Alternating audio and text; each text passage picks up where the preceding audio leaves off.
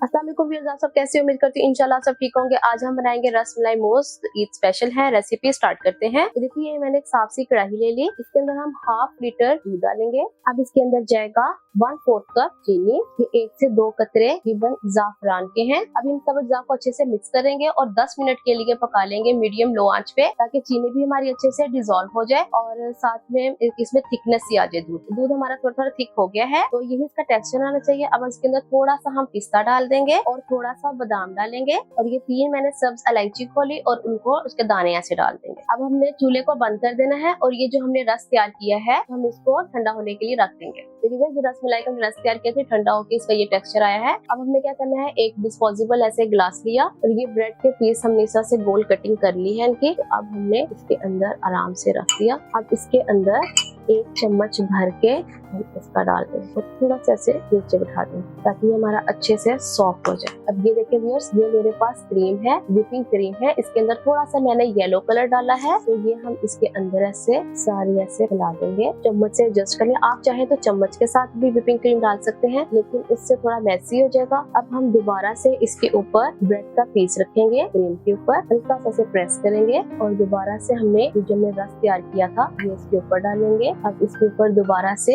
हम ऐसे क्रीम डाल देंगे और स्पून की मदद से हम ऐसे इसको सेट कर देंगे। थोड़ा सा बादाम, थोड़ा से ऐसे पिस्ता और 5 मिनट के लिए फ्रीजर में रख देंगे ताकि हमारी जो है रसमलाई मोस अच्छे से ठंडी हो जाए और सेट हो जाए। और इसी तरह बाकी के सारे हम ग्लासेस रेडी कर लेंगे। हमारे रसमलाई मोस बन के रेडी हो गए हैं और ये देखिए कितने प्यारे ग्लास लग रहे हैं, ऐसे जैसे बिल्कुल बाजार से हम लोग खरीद के लाए हैं। और इतने हल्के फुल्के खीर और सेवइयां तो हर कोई ईद पे बनाता है, तो इस दफा इंशाल्लाह आप ये जरूर ट्राई करना। एक तो डिफरेंट रेसिपी और खाने में भी बहुत मजे की है। इसमें से मैं आपको एक इसकी ऐसे दिखाती हूँ अंदर से इसका टेक्सचर कैसा आएगा, कितना ये मजे का और टेस्टी लगेगा। आप अपने गेस्ट को और अपने प्यारों को जरूर बना के इस ईद पे खिलाना और आप मुझे कमेंट बॉक्स में बताना फिर रेसिपी कैसी लगी। इंशाल्लाह मैं नई रेसिपी आपके सामने हाजिर होंगी। अल्लाह हाफ़िज़।